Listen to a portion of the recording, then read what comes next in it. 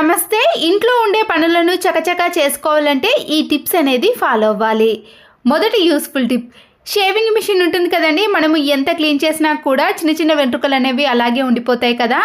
ఇలా కొన్ని వాటర్లో మనము షేవింగ్ మిషన్ని ఆన్ చేసామనుకోండి, దాంట్లో ఉండే వెంట్రుకలు అనేవి ఇలా పూర్తిగా వచ్చేసాయి. దీనివల్ల షార్ప్నెస్ అనేది తగ్గిపోకుండా ఉంటుంది. ఈ షేవింగ్ మిషన్ కూడా చాలా నీట్గా క్లీన్గా ఉంటుంది. తర్వాత మళ్ళీ ఎప్పుడు యూజ్ చేసుకోవాలన్నా కూడా ఇలా నీట్గా యూజ్ చేసుకోవచ్చు. కిచెన్లో ఉండే ఆయిల్ క్యాన్ కానీ నెయ్యిని ఇలా ఆయిల్కి సంబంధించినవన్నిటిని డైరెక్ట్గా మనము కిచెన్ ఫ్లోర్ పైన పెట్టేసామనుకోండి, కిందికి కూడా జిడ్డు అనేది అంటేసి క్లీన్ చేసేటప్పుడు చాలా కష్టం అవుతుంది. ఇలా మన ఇంట్లో ఉండే స్వీట్ బాక్సులు కానీ కార్డ్బోర్డ్ బాక్సులు ఉంటాయి కదండి, మందంగా ఉండే వాటిని తీసుకొని ఈ బాక్స్లోనే మనము ఇలా ఆయిల్కి సంబంధించిన క్యాన్లు కానీ లేదా నెయ్యికి సంబంధించినవి ఏవైనా ఇలా బాక్స్లో పెట్టేసుకున్నాం అనుకోండి, జిడ్డు అనేది ఫ్లోర్కి అంటకుండా ఉంటుంది. క్లీన్ చేసుకోవడం కూడా చాలా ఈజీగా అయిపోతుంది. ఆయిల్ ప్యాకెట్లో నుంచి ఆయిల్ అంతా కూడా క్యాన్లో వేసుకున్నాక ఈ ఆయిల్ ప్యాకెట్ ఖాళీది ఉంటుంది కదండి, మనం అయిపోయిన తర్వాత వేస్ట్ అని పడేస్తాం. కానీ ఇలా సీజర్తో 3 సైడ్స్ కూడా కట్ చేసుకోవాలి. ఈ ఆయిల్ ప్యాకెట్ని ఇలా పూర్తిగా ఓపెన్ చేసిన తర్వాత ఎంతో కొద్దిగా ఆయిల్ అనేది ఇందులో ఉంటుంది కదండి, దాన్ని వేస్ట్ చేయకుండా మన ఇంట్లో ఉండే స్క్రూ డ్రైవర్స్, కటింగ్ ప్లేయర్స్, ఇలాంటి పానల్స్ ఉంటాయి కదా, అన్నిటినీ కూడా దీంట్లో పెట్టేసి వీటిని 2 సైడ్లు కూడా ఇలా ఆయిల్ ప్యాకెట్లో పెట్టేసి బాగా అప్లై చేసామనుకోండి, దానికి ఉండే సిలిం అనేది పోవటమే కాకుండా పైసా ఖర్చు లేకుండా ఈ పనిముట్లను ఇలా క్లీన్ చేసుకోవచ్చు. చూసారు కదండి, మనము ఇలా కొద్దిసేపు ఇలా అప్లై చేయగానే ఎంత సిలిమి వచ్చేసిందో. తర్వాత మనము ఈ ఆయిల్ ప్యాకెట్ని దీంట్లో ఉండే పనిముట్లను అన్నిటిని కూడా ఇలా రౌండ్గా చుట్టేసి ఒక 1 అవర్ పాటు అలాగే ఉంచేసామనుకోండి, తర్వాత ఈ ఆయిల్ ప్యాకెట్ని తీసి పడేయవచ్చు. అప్పుడు ఇవి ఇంకా బాగా క్లీన్ అవుతాయి. గోల్డ్ రింగ్స్ కానీ గోల్డ్ చైన్స్ ఏవైనా సరేనండి, ఇలా గోల్డ్ ఉన్న వాటిని మనము బయట పాలిష్ చేయకుండానే ఇంట్లోనే మంచిగా మెరుగు పెట్టుకోవచ్చు. చూసారు కదండి, ఇవన్నీ కూడా ఇలా నల్లగా తయారయ్యాయి కదా. మన ఇంట్లో పులిసిన పెరుగు ఉంటుంది కదండి, ఇలా పుల్లగా తయారైన పెరుగు చాలామంది ఇది వేస్ట్ అని పడేస్తారు. కానీ దీన్ని మనము ఇలా గోల్డ్ రింగ్స్ కానీ గోల్డ్కి సంబంధించినవన్నీ కూడా ఇలా పుల్లటి పెరుగులో వేసి ఒక 5 to 10 మినిట్స్ పాటు అలాగే ఉంచేసేయాలి. ఆ తర్వాత మనము వీటిని వాటర్తో కానీ లేదా ఇలా ఒక పొడి క్లాత్లో వేసి క్లీన్ చేసుకున్నామనుకోండి, బయటకు వెళ్ళి మనము మెరుగు పెట్టాల్సిన అవసరం కూడా ఉండదండి. ఇలా ఇంట్లోనే ఈజీగా మనమే మెరుగు పెట్టుకోవచ్చు. ఇలా ఎంత నల్లబడిన గోల్డ్నైనా మళ్ళీ షైనింగ్లోకి తీసుకురావచ్చు. మరొక యూస్ఫుల్ టిప్, ఇంట్లో ఉండే దువ్వెనలు అనేవి ఇలా నల్లగా తయారైనప్పుడు మనము బ్రష్ కూడా యూజ్ చేయాల్సిన అవసరం లేదండి. ఒక గిన్నెని తీసుకొని దాంట్లో కొన్ని వాటర్ని వేసుకున్నాక వైట్ వెనిగర్ ఉంటుంది కదా, దాన్ని ఒక 4-5 డ్రాప్స్ వరకు వేయాలి. ఇప్పుడు ఈ గిన్నెలోకి ఎన్ని దువ్వెనలు ఉంటే అన్ని దువ్వెనలను వేసేయండి.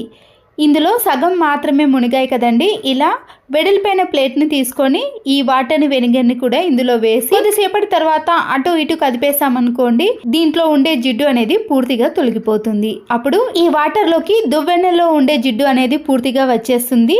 మనము దువ్వెనలను ఏదైనా క్లాత్తో క్లీన్ చేసుకున్నామనుకోండి, ఇలా దువ్వెనలు అనేవి బ్రష్ సహాయం లేకుండా నీట్గా క్లీన్ చేసుకోవచ్చు.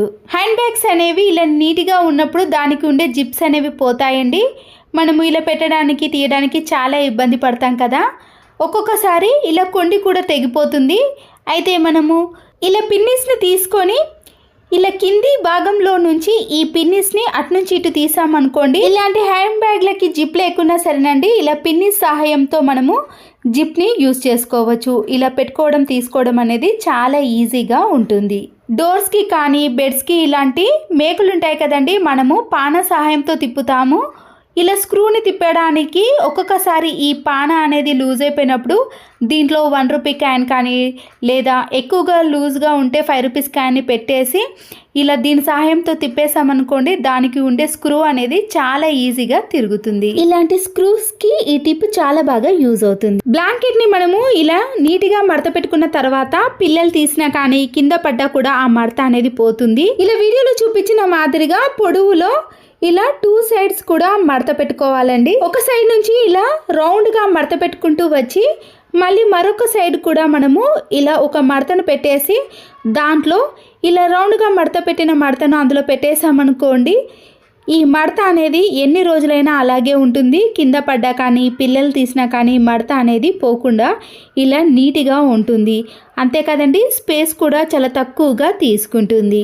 వ్యాజ్లైన్ని తీసుకొని ఇలా చేతికి కొద్దిగా హ్యాండ్ పైన వ్యాజ్లైన్ని అప్లై చేసి మనము అప్పుడు పర్ఫ్యూమ్ని వేసామనుకోండి, స్మెల్ అనేది చాలా ఎక్కువగా వస్తుంది. అంతేకాకుండా చాలాసేపు కూడా ఉంటుంది. ఇలా మనము హ్యాండ్స్కి కొట్టుకున్నప్పుడు డైరెక్ట్గా కాకుండా ఇలా వ్యాజ్లైన్ పైన అప్లై చేసామనుకోండి, ర్యాషెస్ కానీ అలాంటివి అస్సలకే రావు. చెమట ఎక్కువగా ఉన్న ప్లేస్లో వ్యాజ్లైన్ అప్లై చేసి ఈ పర్ఫ్యూమ్ని వేసామనుకోండి, చెమట అస్సలకే పట్టదు. స్మెల్ కూడా చాలాసేపు వరకు వస్తుంది. చేతికి ఇలా బ్రాస్లెట్ పెట్టుకునేటప్పుడు కొండికి తగిలించేసామనుకోండి, ఒక్కొక్కసారి ఇలా జారిపోతూ ఉంటుంది. మనము ఎంత ట్రై చేసినా కూడా అలా కొండిని పెట్టుకోలేకపోతాం కదా.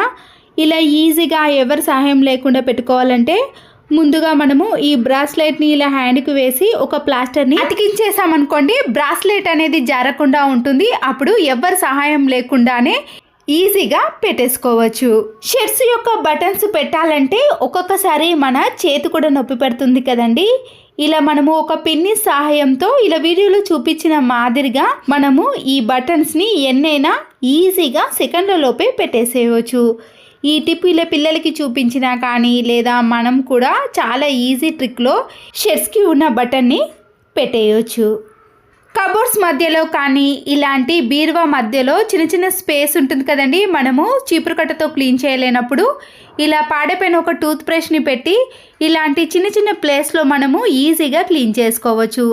దాంట్లో ఉండే డస్ట్ని తీసేయడమే కాకుండా అక్కడ ఉండే జల పురుగులు కానీ ఎలాంటి పురుగులైనా ఇలా బ్రష్ సహాయంతో క్లీన్ చేసుకున్నారు అనుకోండి, కబోర్డ్స్ కానీ ఇలాంటి చిన్న చిన్న స్పేస్ అనేవి చాలా నీట్గా ఉంటాయి. పప్పు గుత్తితో కానీ చిల్లులున్న స్పూన్స్ ఉంటాయి కదండి, ఎలాంటివైనా సరేనండి, మనము ఈజీగా డిజైన్లో కానీ మనకి నచ్చిన విధంగా బొట్టును పెట్టేసుకోవచ్చు. ఇక్కడ నేను పప్పు గుత్తిని తీసుకున్నానండి.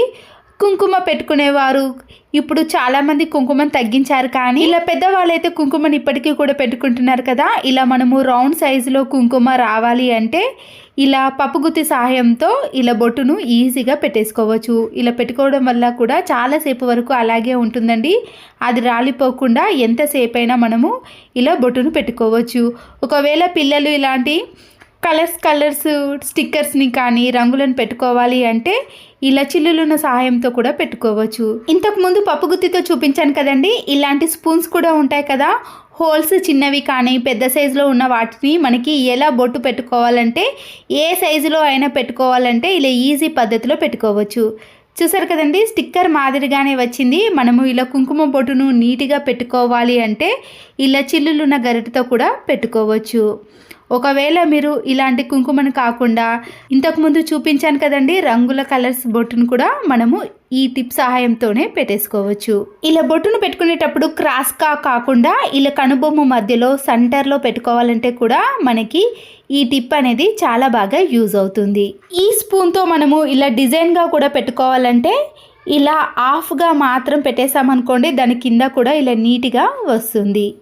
ఈ యూస్ఫుల్ టిప్స్ మీకు నచ్చినట్లయితే తప్పకుండా ఒక లైక్ చేసి మీ ఫ్రెండ్స్కి కానీ రిలేటివ్స్కి షేర్ చేయండి.